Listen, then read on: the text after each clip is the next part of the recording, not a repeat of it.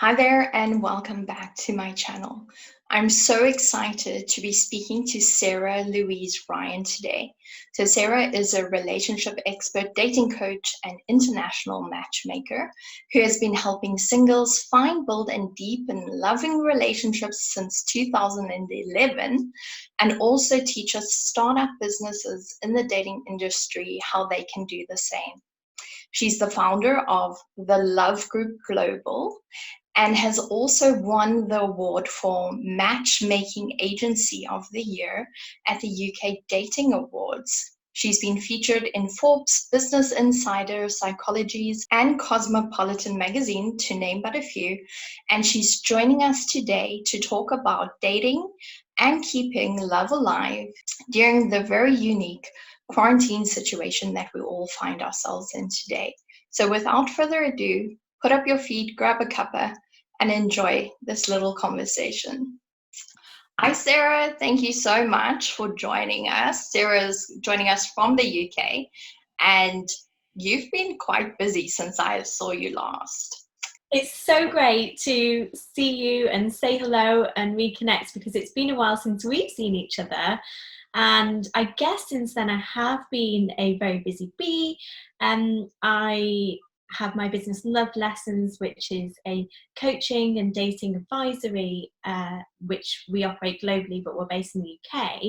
And since then, I have opened a international matchmaking agency, which is called Love Connections Global. And we basically headhunt for love for those who are time poor and looking to seriously meet someone, settle down, and have that real connection. So I have been busy, and I guess you have been too. Yes.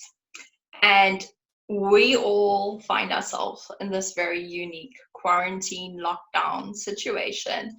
And what I noticed is China were in lockdown first and for the longest time out of everyone.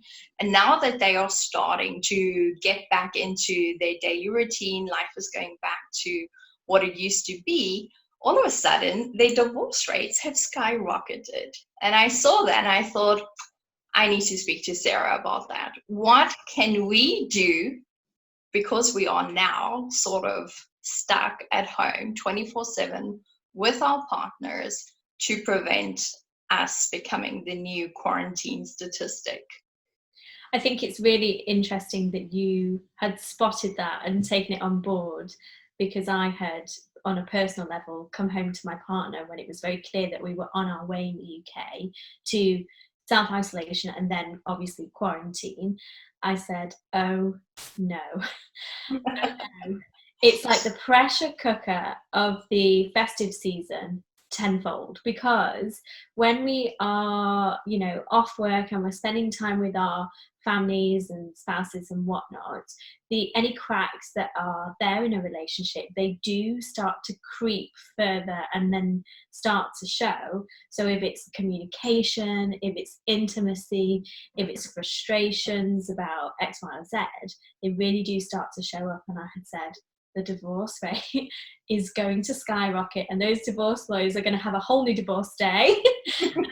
And I guess it is true. So, I mean, there's so many different things that we can do to become closer rather than be pulled apart when we're, I guess, in close quarters with our partners during this time. Let's start off with people.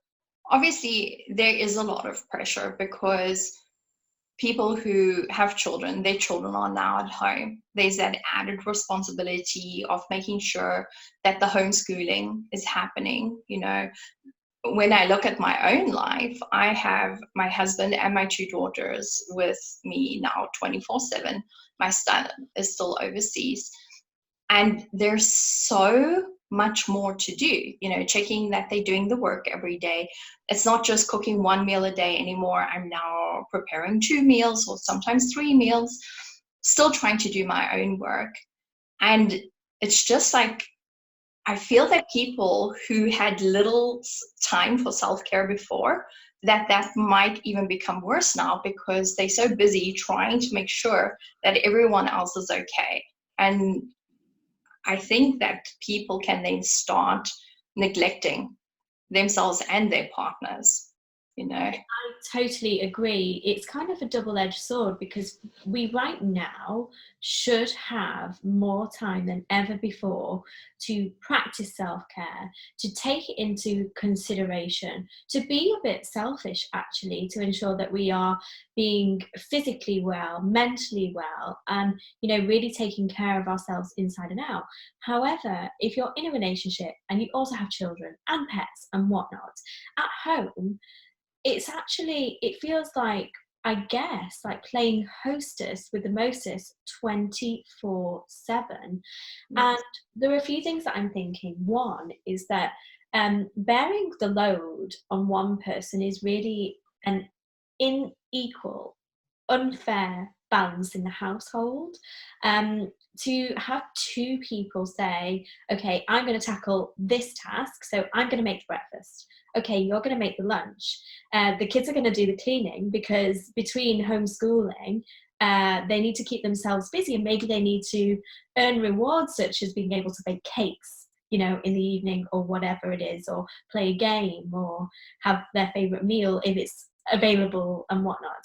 So I think it's about communicating and really sharing the load at home. And that comes from being respectful of each other's time, because while it seemingly looks like we've got more time, we can actually have less because there's more going on in our minds about how are the businesses going to keep ticking, how is our health, how's our family's health, what's happening in the world. We're taking on so much in our minds that it can lead to procrastination, which is essentially, as procrastination goes, and we are all familiar with that, it is actually a form of stress relief as an escapism from the task in hand. So if we're perhaps even making a rota to really ease in our mind what we need to do that day, we can help manage our mental well-being, and then really specifically factor in, okay, I'm going to light candles and have a bubble bath with a glass of wine at 7 p.m. every evening, and that is my time to shine. So really creating a routine around what is essential and needs to be done, such as self-care. If you factor it in as an essential meeting with yourself for the day, it will get done. Yeah. So before all of this happened, we would have like a date night where we would go to our favorite restaurant without the kids. Obviously, that is not possible at the moment. What are some tips for people who are living with their partner at the moment in lockdown quarantine Yeah. to not kill each other and somehow still keep the romance alive? We want the romance to be happy and healthy and alive, and perhaps, I mean, even thriving at the end of this, if we can ever imagine, we absolutely should. My thoughts on this, and it's something I've been practicing with my partner, little micro dates where that is possible. So if you have the luxury of outdoor space, I mean, I know if you're in a big city and tuning and listening in, then you might not have that luxury, but really sectioning off parts of your home or outdoors, if you do have it, to have eat al fresco if the weather is in a good space, or to say, okay, this Sunday, let's differentiate what is the week and what is the weekend, because the days can roll into one, into weeks, into God knows how long right now. So saying, okay, it's Friday. Let's do quarantinis. Let's have a happy hour. We can even invite our friends. There's a really great app right now. I'm not endorsing it. I'm just telling you I use it, and it's pretty much connecting me, called House Party. And you're basically in a room, and you can lock yourself in a room, or other people can join, other family members. So on Friday, I'm going to have a house party happy hour and make espresso martinis with my partner and some other couples who we're friends with. And so we're still sharing that space with each other and having fun and differentiating, okay, now it's the end of our working week. We get to celebrate that, and let's enter the weekend. Then on a Saturday, you can have a picnic in the garden, afternoon tea. The other day, I realized I hadn't stopped for lunch in the day because the hours are just rolling through. And I was like, okay, I'm going to make an afternoon tea, cup of tea, couple of little cakes. It's like, let's sit out in the garden. Let's just take a snippet of time together. How's your day going? So there are two breaths with that, like being really clear on when your professional time is just that, and when your personal time is clicking in, and ensuring computers are shut down, laptops are put away, and this is time for us. Sitting or being apart, working in separate rooms, areas, and clearly defining whose area is what gives us time for our own personal space, and also we can ensure that that is separate from our personal time. So I guess micro dating, creating good routine between personal and professional, and being creative, I guess. Yes. I think this is the time where we're going to have to be more creative than ever before, because we don't have, all of the outside things like, oh, let's go ice skating or let's go to the cinema. We have to basically come up with all of these things within the confines of our own home. So this app that you're speaking about, is that a virtual, where people are meeting virtually online, or how does that work? So it's an app which works in my understanding. I don't understand the tech too much. I just heard of it and downloaded it. It's kind of like Zoom. You and I are Zooming now, and it's the same. But you and I could be having a chat, and say your husband sees that you and I are chatting. He might be like, "Oh, I'm going to join their conversation," and if the room isn't locked, he can come in, and we'd be like, "Hey," and then my partner could join. And then it would be like, oh, we're having a double date now. And then you can lock the room when the people are in it that you want to be in it. And then we could, you could be, making a cup of tea or a cocktail. We could be doing the same. So there are ways to be creative. One thing I would say as a suggestion is that we are so locked in, not locked down, to the word busy, that in our day-to-day lives, I've always thought that the word busy is going to come crashing down, and I didn't know how or when, but now it is. And we're going to get to grips with being less busy.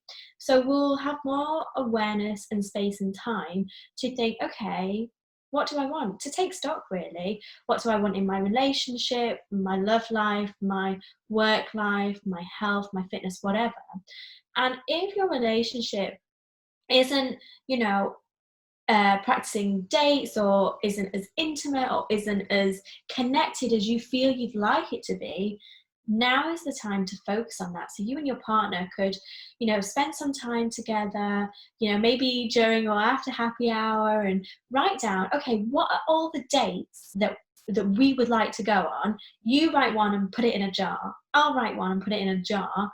And then let's do that for an hour. Write down all the fun things that we'd like to do together, and then you can pick them out and read them, or keep it as a closed secret to when you're allowed to re-enter the world outside. Like, okay, every Friday we're going to go on a date, or however often you're able to make that happen, and then one of you picks out a date that you're going to go on. I mean, what a fun thing to do. Yes, no, I like that idea, because it's sort of planning these memories and happy times for the future and now already. And just the act of imagining, okay, we're going to go there and we're going to do that, I think will do a lot to raise people's spirits and their emotions in the present being, because people are like sitting there, okay, it's Friday, we can't go anywhere, and then sort of get down, and that can very quickly spiral into that rabbit hole where everything is terrible and this is never going to go away, and which is what I see people do quite often. It becomes this huge snowball effect. So that's great. Let's talk about single people that are dating, or maybe, have just met someone and would now start going on regular dates, and now they can't do that anymore. Do you have any tips for them? Well, actually, I think that this is an incredible time for singles who've just met someone, or who are perhaps dating online and they're starting to chat with somebody that they feel they might like. one of the reason being, one of the biggest complaints I hear about modern dating is that it's time invested, financially invested, and not actually connected. So this is the time to shine on that too, because you can connect with people via Zoom or Skype or whatever platform one chooses, and sit and say, hey, you grab yourself a drink, I'll grab myself a drink, and let's have a date at 7 o'clock. And you can really prolong the courtship of getting to know each other, because all of the screen of a nice restaurant or bar and the ambience around, that kind of masking the connection sometimes is taken away, and you're able to have a conversation that is deep and meaningful and really see whether you connect with someone. It's about taking the opportunity to really enjoy that courtship and, enjoy the chatting. And the separation between the two of you is in fact prolonged, because you'll be texting. And so I think it could be a good time for dating if people are doing it for the right reasons. I mean, what I mean by that is, if somebody's feeling lonely because they're single and they're cooped up on their own and self-isolated, quarantined at this time, they essentially, if they're going online to fill a void, to just kind of get that feel-good factor, swiping left, right, and up and down, but not seriously like, okay, actually, I'd like to meet someone now, but more like, oh my goodness, I can't be on my own. It's about the mindset and the intention. If the intention is for the right reason for you, for the long term, then absolutely do it. And be clear about those intentions, I would say, from the onset, so you're connecting with the right kinds of people. Some people often say, oh, Sarah, can't be that direct. It loses like its, air of mystery with dating. It's like, well, there's singles at your fingertips, left, right, and centre. You're just sieving out those who aren't serious, who aren't on your wavelength. So actually, aren't you preserving your energy and protecting yourself from the people who are not quite right for you? So I think it could be really exciting. Well, I'm very interested to see how this plays out, because obviously I've been married now for 12 years, but I have single friends who are like on Tinder, and some of the stories they tell me, it's like dodgeville.com, guys sending pictures of body parts and without ever having any sort of conversation or that. And I know for a fact that a lot of men use that for booty calls, meeting women to just, get physical and then go on. I think with people not being able to do that, that is going to show them who's really interested and not just there for some quick fun, because it's taking that, which would usually be something they would go straight to, off the table. And also, what can happen is this, what I call the dating dance, is that when you've been chit-chatting with someone and you've not connected with them on the telephone, three-dimensionally, like we used to do, it's this texting, WhatsApping, in-app chatting, and then, okay, let's go on a date. Not having the opportunity to go out and meet each other might cut short any pseudo relationships one makes in their mind about how this connection pans out, because you can just go straight to, hey, should we have a video call tomorrow? Because there's no excuse of not having the time, because we have the time. It's just finding it between the things that we have in our diaries right now from home, and having that date pretty quickly. You're able to see whether you're investing your energy, which we're all protecting right now, in the right person and place. And so we're not dancing through dating and the way we would. And it's the one massive gripe that people have had about modern meeting today. So actually it's eliminated. So we can go straight to the call, straight to the connection. And if it's not there, we can move on and just take it as a lesson learned. And I think as long as we're figuring out who it is that we are in our search for love, and the things that we're finding when we're actually really connecting like human beings used to, we can figure out, okay, actually, I don't like that. There's so much of it has been like digital dating and not moving forward that's affected people's mental health, how they feel about themselves. I think we can eliminate that scarcity and the fear of failure and the fear of rejection, because we can just be direct and this is our opportunity. Yes. I think the conversations will be more meaningful as part of because we've been sort of self isolating before we went into lockdown. So we're on, I think, day 12. The days, I'm losing count of them slowly but surely. And one of the things that I watched recently on Netflix, I don't know if you've watched it, is Love is Blind. No, but it's on my list. I tell you why I haven't watched it, because I made a promise to myself, and normally I would, that during this time I'm going to try and find a way to thrive rather than binge and digest. So I've actually eliminated a lot of apps, and Netflix, I've limited myself to 1 or 2 evenings a week. To one film or to one episode of a series. So it's on my list, but I haven't gotten to it yet. So basically what they do is people they have these pods where they don't see each other, but they can speak to each other, and they can't go on dates. These dates are just talking without seeing each other. And what I noticed is, one, there are a lot of people out there that should not be dating, never mind anything else, because there's so many issues. But the people who were actually going into this, being healthy people, not having really dramatic issues that they haven't worked through, is the conversations were very deep and meaningful. They got to discuss things a lot quicker than if they had gone on dates, and they were having connections with people that weren't based on looks or the kind of job that they have, matching with people who they usually wouldn't be their type. So I was thinking, with the way things are now, it might be that it's going to be the same, where you can't go and do a fun ice skating date or whatever, or go and to a restaurant and be distracted by all of this outside stuff. People might jump to these meaningful, deep conversations a lot quicker. Yeah, I agree.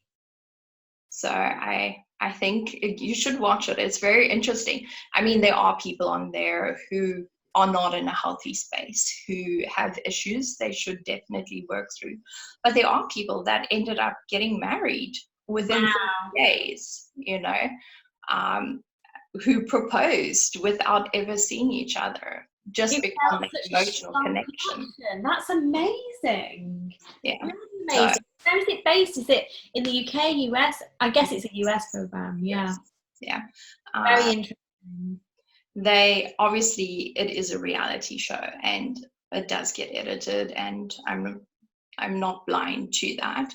But it was very interesting from a therapist's point of view, seeing the behavior and seeing how some people were triggering each other, and that actually, from my perspective, from a therapist's point of view, shouldn't be looking for love, because they still had things that they needed to work through from past relationships, and how they were projecting that onto people. So that was why I was watching it, just to see, because it is a social experiment from that point of view, to see, could something like that work?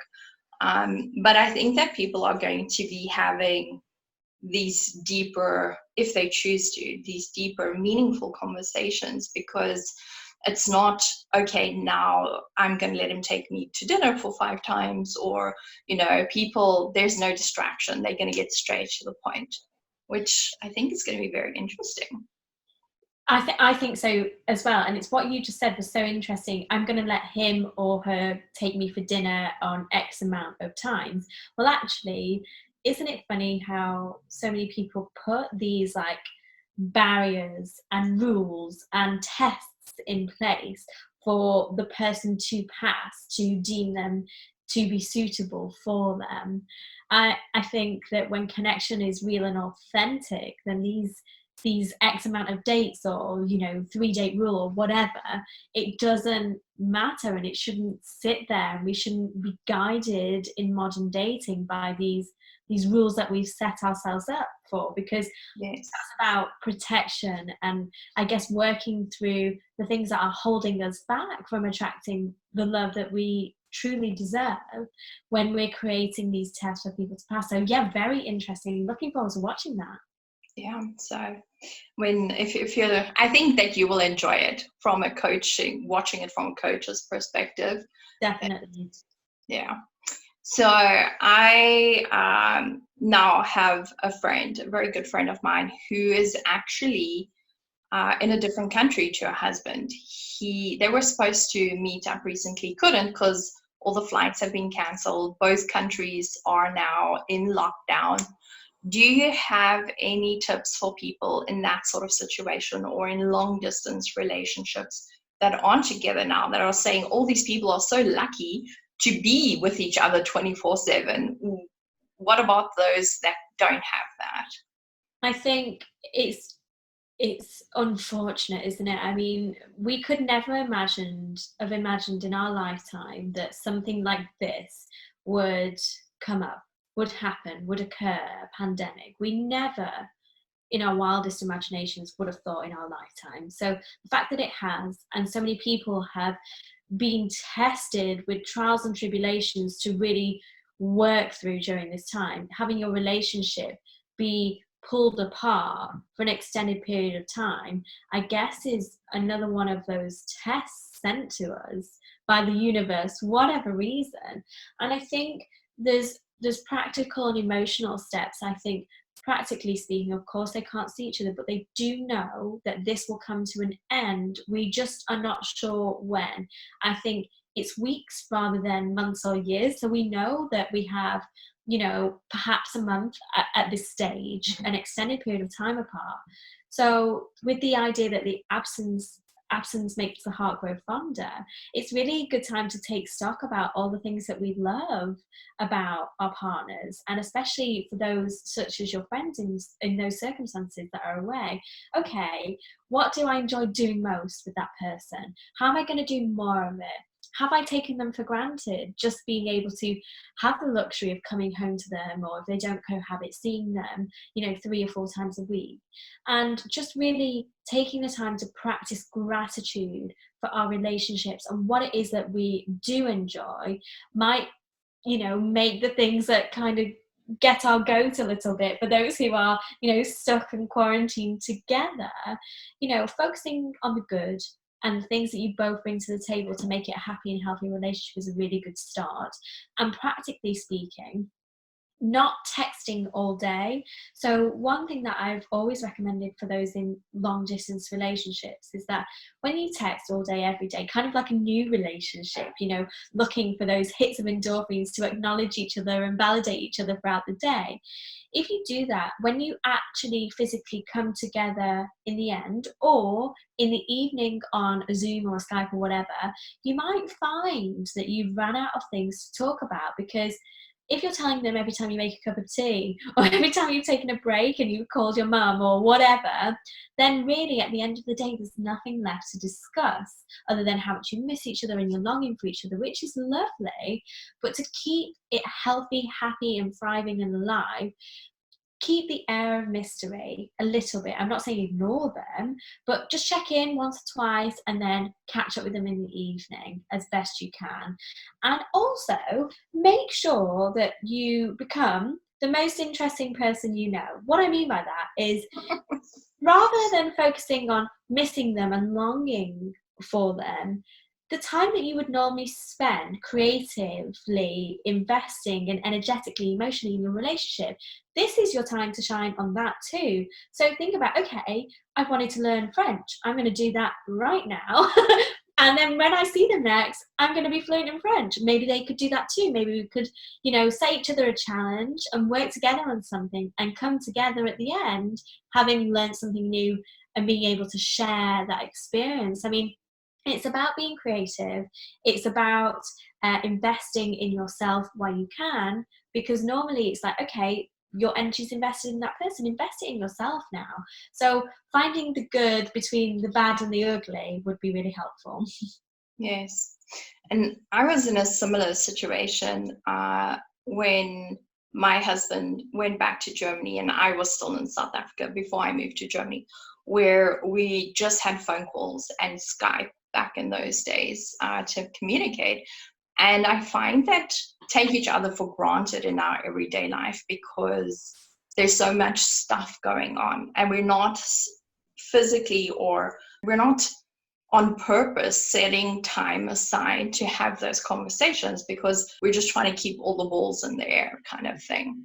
I totally hear you, and it's something I hear a lot when your conversations and your connection with each other becomes about logistics of who's cooking, who's picking the kids up, who's feeding the dog, who's doing this, that, and the other, who's cleaning the house. It becomes very much about who's being the caretaker, when and where, but it becomes less about the playfulness and the passion between each other.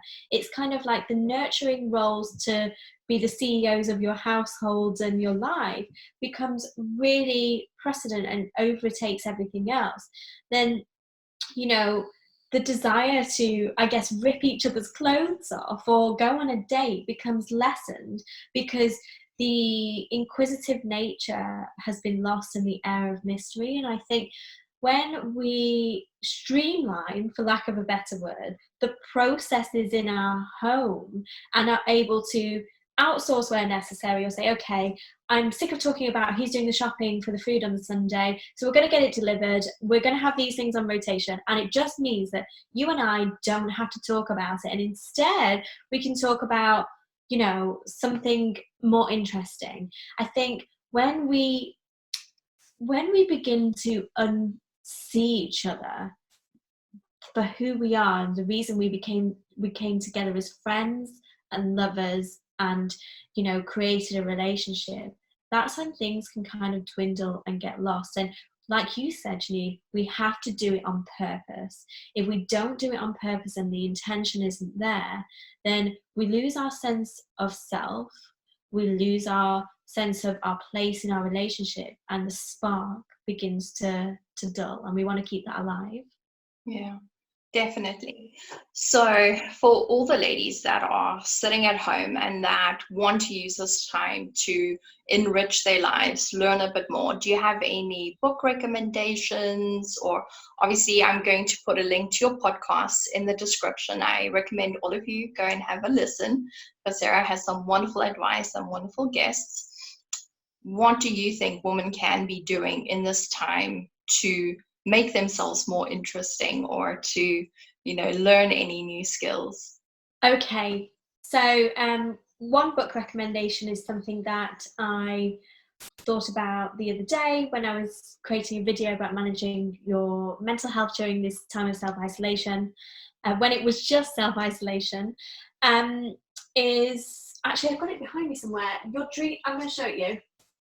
Your dream life starts now, or starts here. And that's by the founder of Kiki, the stationery brand. Basically, she sets a task in it to write down 101 dreams of yours. And, you know, when you look at it and you see 101 spaces for each dream, you are so overwhelmed. You're like, I've got 5 or 10 dreams. How can I think of 101? But actually, when you really get to grips, you just can't stop writing. And being playful with ourselves in dreaming the life that we want to live, and not saying that we're not living the life we want to live, but to live life to its fullest and to actualize ultimate happiness and contentment is to really get to grips with who you are and what your dreams are. So that's a great book. In terms of women and strength and business and love and life, there's another great book which is not relative to, I guess, mindfulness. It's one that I highly recommend called Never Split the Difference. And it's basically, as women specifically, we never are taught the art of negotiation. So negotiating who we are and what we want and when we want it, we're never taught those skills at school, at university, in business. And so this book teaches you to really own what you want and how to communicate it. So never split the difference. Your life starts here. And finally, a third recommendation would be Miracle Morning by Hal Elrod.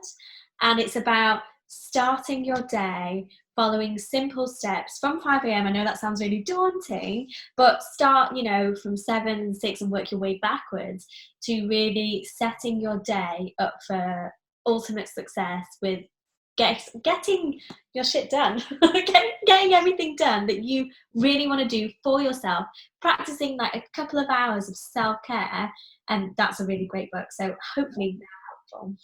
Yes, I think it's more important now than ever before, especially for women who find their plates are now even more overloaded, to make that time for themselves.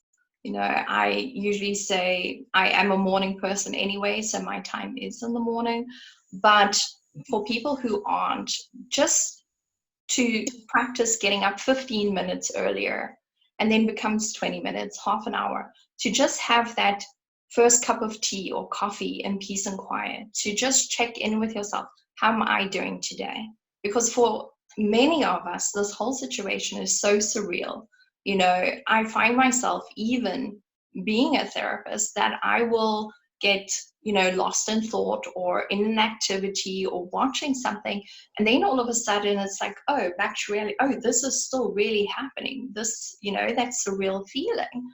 And having all of this situation, none of us were prepared to now all of a sudden be homeschooling and have our partners at home and trying to do even more than before. I think it's so important to check in and say, how am I feeling today? Do I need to have a cry? And being able to have that check-in and do that before we start getting the kids ready and checking that they're doing their activities and homework and whatever. To just say, okay, it's okay for me to feel my feelings, because a lot of people are trying to ignore those feelings, pushing them to the side. I always say feelings are like zombies. You can lock them up in the basement for a certain amount of time, but at some point they're going to break out, and then they're going to come after you.